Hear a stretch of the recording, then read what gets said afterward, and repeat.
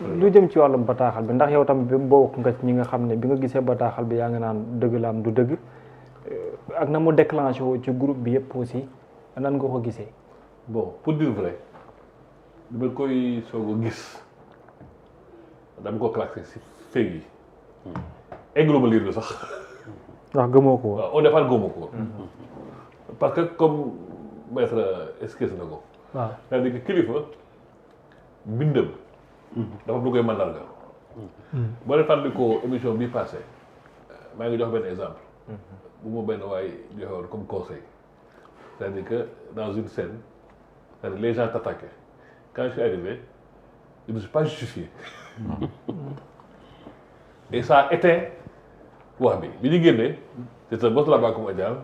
et puis c'est ta position qui a éteint tous les parables. c'est-à-dire mooy kilifa du def dara justifié wu. parce que am na ma xam bi am na gëdd bi am na doole bi yoon moo ko may. donc c'est comme si nga war a jël décision di raay waaj dans le sens du poil. donc c'est comme si tu as tort. wala comme si tu as mauvaise conscience.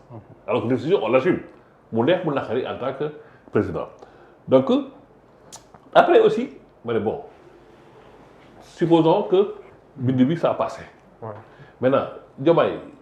est-ce que mën a def lii ma ne non parce que Diomaye on a entendu mu ne dafay démissionner instance su Pastef. oui. pas Pastef mais instance su Pastef. oui. donc amul benn responsabilité politique au niveau de Pastef. oui. même bu dee membre la. pourquoi parce que désormais dafa bëgg a nekk au-dessus de la mêlée. oui. nekk le président de tous les Sénégalais. oui. donc pour nekk le président de tous les Sénégalais bala muy yomb mooy ñu bañ la félele ci benn chapelle. ci benn écurie. comme ça boo waxee ñëpp am dégg-dégg bi. parce que boo nee fii raafal rek. boo waxee rek ñi ngay bokkal dañuy ak moo wax bi. ñu leen mën a bañ a gis seen bopp. mais peut-être tollanewuñu parce que mooy président parti bi waa parti bi am sañ def lii. ñun mën nañu gis seen bopp te nit aussi dafa ñu gis boppam parce que kaay ma jàpp si du tax nga nekk jàmm.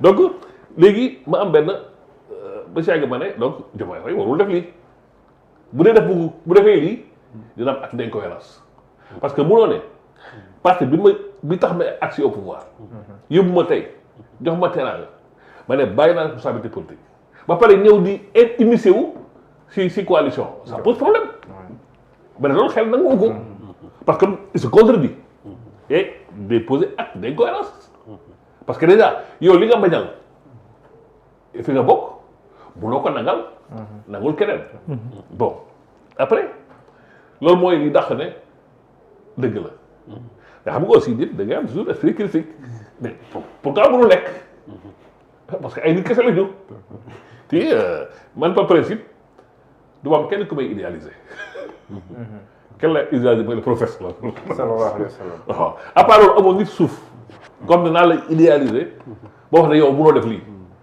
waaw nit la et comme ni ngay waxee nit dafa la dëm te aussi dama ne bon pouvoir la dafa am ay réalité c'est-à-dire que bi ngay je prends un exemple rek c'est pas pour caricaturer mais imaginez par exemple que tu as comme Diomaye qui est incapable de gagner sa localité fi mu dëkk.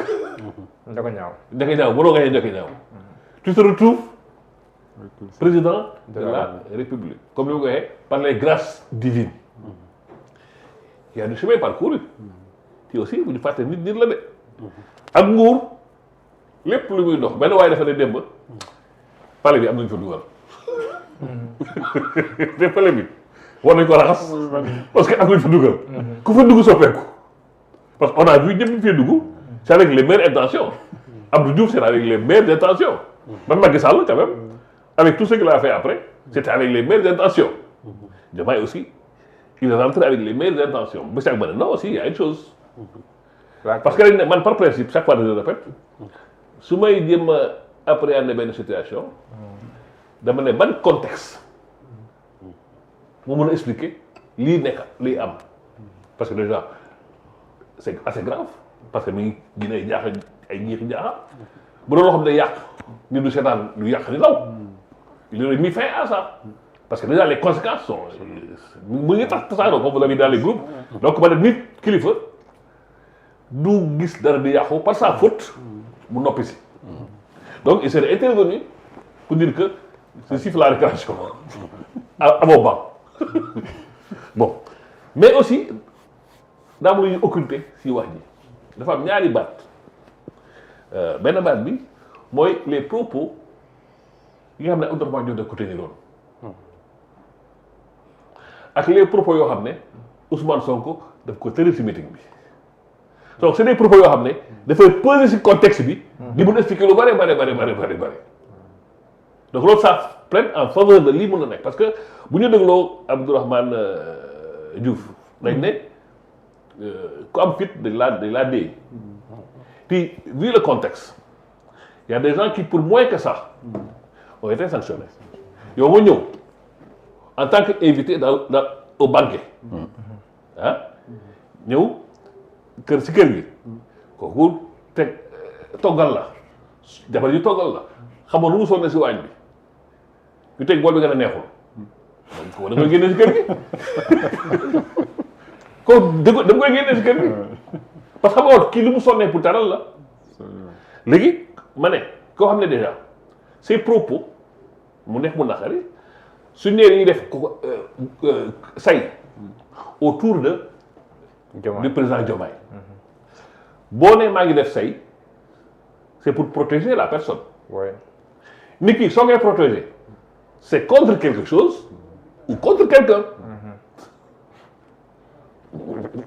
doo tëb dem koy protéger et quand tu dis nit ki maa ngi koy protéger donc yaa ngi prédire wala da nga ne gis nga wala ngay gisaane benn danger bu nekk si moom parce que ku nekkul danger. d'autant plus que opposition bi accès gul si moom. on sent pas encore le besoin d'aller protéger quelqu'un. Première chose et puis comme j'ai dit nit soo koy protéger du parce que du agsi nihilo soit c'est contre quelque chose un fait qui arrive wala contre quelqu'un. mais est-ce que ça boo jàngee tey le président est un peu seul. non maa ngi ñëw. voilà boo jàngee waxu Abdourahmane Diouf c'est comme si le président est en train de perdre la main au profil de Ousmane Sonko donc il faut ñu def say bi fan la nekk Diomaye président parce que loolu mooy indi incursion Diomaye dans le discours c'est pas tombé du ciel de si Diomaye débat bi. loolu moo dugal débat bi discours bi parce que fan lañ koy dollee say dans le cadre de Diomaye président xam nga bu newoon ñun awale dañ koy protéger débat bi du am de mais moom moo posé contexte moom moo joxoñ Diomaye président moom moo dugal Diomaye président en scène si wax ni bu ñu waxee Diomaye en scène c'est Abdourahmane Diouf moo ko suggéré donc foofu la ñuy méngoo pour aar président dans ce cas-là muy benn discours bi ñu dem le 8 novembre bi. le 8 novembre bi Ousmane Sonko am na lu mu wax li mu wax mooy moom it il a relancé la polémique autour de la coalition parce que dañ ne am na jigéen bu see bugg a nekk mais ñun kii lañ bugg donc il y avait tous les germes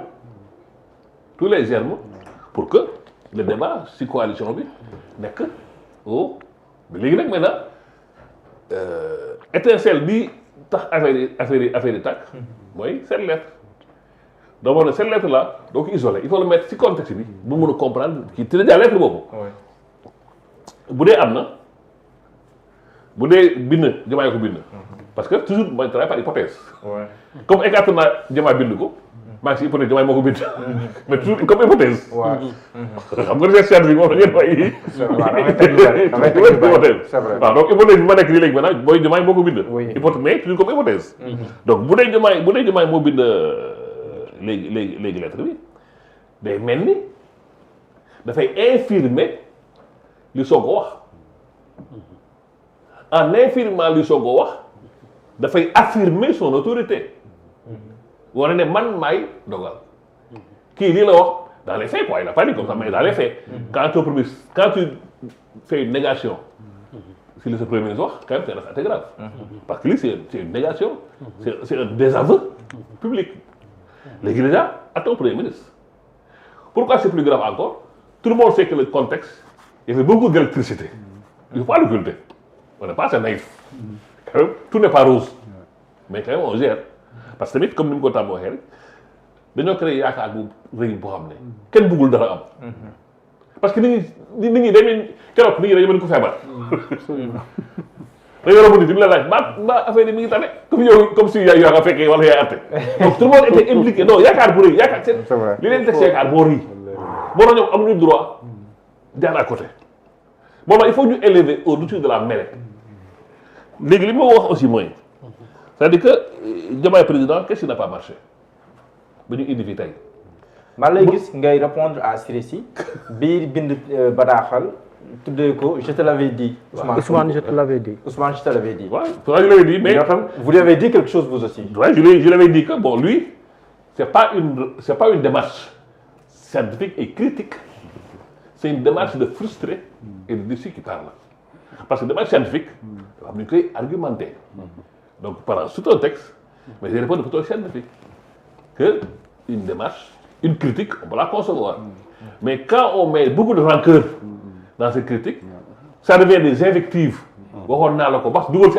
ay soxor ay iñaan ce n'est plus la critique parce que déjà Ousmane Sonko ak Siri sequñu ay iñaan ak soxor est-ce que tu vois donc lu ko indi yëpp on a fait une émission ak Siri wax naa ko man leen erreur bi am mooy xam nga dañ ne dañuy créer Diomaye président donc mouvement soo koy créer day objectif objectif mooy ñu fal Diomaye c'est ça l'objectif donc on a créé Diomaye président yàlla def ñu fal Diomaye c'est quoi la conséquence logique c'est-à-dire que organisation bu may woowee Diomaye président extinction moo ñëw naturellement parce que objet bi la ñu atteindre parce que boo ne ma damay def lii pour def lii soo defee lii amatul objet. Bon, après, et pour les élections à venir. Non, pas règlement, mais ça, c'est une partie. Oui, c'est une étape. Oui, c'est une étape, oui, c'est vrai. L'objectif, ouais. Élire le président. Le président a été élu. Le nom n'a plus de sens. Parce que Diomaye est déjà président. Ouais. Donc, c'est plus un objectif. C'est devenu même une tautologie. mais doyen. soo waxee ci biir lettre parce que c'est important. fi nga toll la nga ni. Accuser Ousmane Sonko d'orgueil, de jalousie et de méchanceté, c'est transformer un débat politique en séance de thérapie de groupe. Est-ce que da ngaa bëgg wax ne dans la coalition Diomaye, hormis la personne de Sirissi, il y a beaucoup d'autres qui ont cette même attitude. Mais non, c'est ça, c'est le sauté ici. Déjà, il y a des clans. Xam nga boo nee far rek lépp mi ngi si. C'est-à-dire benn mooy thérapie de groupe mooy genre nëpp. C'est-à-dire c'est le moyen bu nekk benn exutoire. xam nga des fois y a des circonstances nit ki day denc lu bari si moom. waaw léegi bu waxee day. mais occasion bu ñëw rek. mu wax ba libéré wu. da nga naan kii lépp bi nga woon si moom. waaw non xam nga tax ma poser la question. Ah. parce que dafa am certaines personnes yoo xam ne ñu ngi koy waxtaanee fi man ak Mouhamed ci matinal.sn lu coow li di bari critiques yi ñu koy def ñëpp il attaque Ousmane. non man je suis dans l'autre perspective dans mon hypothèse 2. L'hypothèse 2 c'est Diomaye qui est au centre du problème pour avoir laissé prospérer un débat malsain yoo xam ne avec toutes les conséquences de deux bu dee moo nekk mooy président Diomaye président ça pose problème parce que c'est une incohérence mënoo bàyyi passif engagement politique engagement vie politique léegi maintenant je poursuis par rapport ak li ma waxoon mooy Diomaye fal nañ ko président il fallait maintenant tas affaire de pas tas je veux dire que reconstituer redéfinir d'autres objectifs parce que aussi objectif c'est un contexte falu na ñu léegi boobu comme Diomaye falu na déjà le mot Diomaye président amatul sens léegi li doon am sens mooy coalition Diomaye 2029 mais kooku c'est un sujet tabou kenn ñu ko bind loolu parce que Diomaye président 2029 loolu mooy soo ko bokkul loolu mooy on va élire Diomaye en 2029 ça c'est un débat tabou kenn ñi mu ko jëmale kaw mais boo nee donc bu ñu wax Diomaye 29 bu ñu ko wax donc déjà boo nee Diomaye 29 donc mooy coalition bi mi ngi ngémb Diomaye pour 2029 donc loolu bu ñu ko wax mais au moins ñu tëggaat seen acte bi moom lañ ko def bi ñu ko dafa yàgg xam nga aussi situation soo ko bàyyi ba mu pourrir oui. day ndax ne dégâts day bari. waaw c'est ça. xam nga nit ki aussi lan moo gën a bon nit ku ñu blessé dans sa dignité xam nga dañ ne yëg bari alal la nit bu la wenee benn yëg da nga koy sax rus am si moom kersa mais ku la wax loolu naqari loo ko ruus di nga wax njaaxu parce que nit aussi am na même bu la nit ñi foog nga sa bopp donc je pense que à un moment donné Diomaye bi foofu lañ fay yéree c'est-à-dire au moment bi ñu doon def reconstruction bi avec même objectif même si ça aurait pu être de conquête vers le législatif après législatif mais nag mu nekk au lieu mu nekk benn programme politique wala mën a créer acceptabilité parce que mu ngi débat benn parce que ça c'est un autre débat interne à Pastef mais au moins on a parlé de Sénégal 2050 on a parlé de restructuration Diomaye mënoon na profiter si coalition Diomaye mënoon na profiter boobu occasion c'est-à-dire bu defee une coalition thématique une coalition de contribution. D'accord. Parce que dans le débat public, est-ce qu'une fois on a vu Diomaye contribuer en tant qu'instance sur le débat public? Tout ce qu'on dit. Alors qu'on a une force de réflexion. Ce moment, Diomaye, la coalition elle-même va s'imposer. D'accord. Comme une force dynamique. Même sous Ahmed, même la population, nous devons sa version des choses. D'accord. Mais Diomaye, à l'époque, à mon absence, Diomaye c'était de la coalition. C'est fait avec qui? Mais aussi, comme aussi donné quoi. Mais la question de fond, c'est il y a une réalité qui est là. La réalité moi là, il y a ce qu'on appelle un duel à fleur de moucheté. Dinañ si waxaat mooy prochain point. D'accord. À fleur de moucheté. mooy prochain point. donc voilà bu ma expliqué wala bu wax. donc su ko nee duel à fleur de moucheté. c'est-à-dire duel mooy xeex am na bu xeex au sens. waaw surtout bu ñu nee pourquoi ñu ne à fleur de moucheté. c'est-à-dire fleur benn genre épée la. mais à un moment donné da jël lu mel ni mouche def ko si pointe bi pour du gaañaate. maanaam day nekk maanaam xeexu civilisé daal. maanaam ñu ngi xeex mais du ma la bëgg a xawi sutura. mais ñu ngi xeex daal ku nekk xeexu suuf la. d'accord loolu moo am nag xëy na après dellu si waat. mooy prochain point. D'accord Bira. dama la Birama Kama. waaw Bira ci lettre boobee forme beeg fond bi yëpp ak ca fam soqeekoo ak la mu jur yëpp ci biir groupe ba. yow ban ni mu ñëwee si contexte. après waaw 8 novembre. ak tamit après 8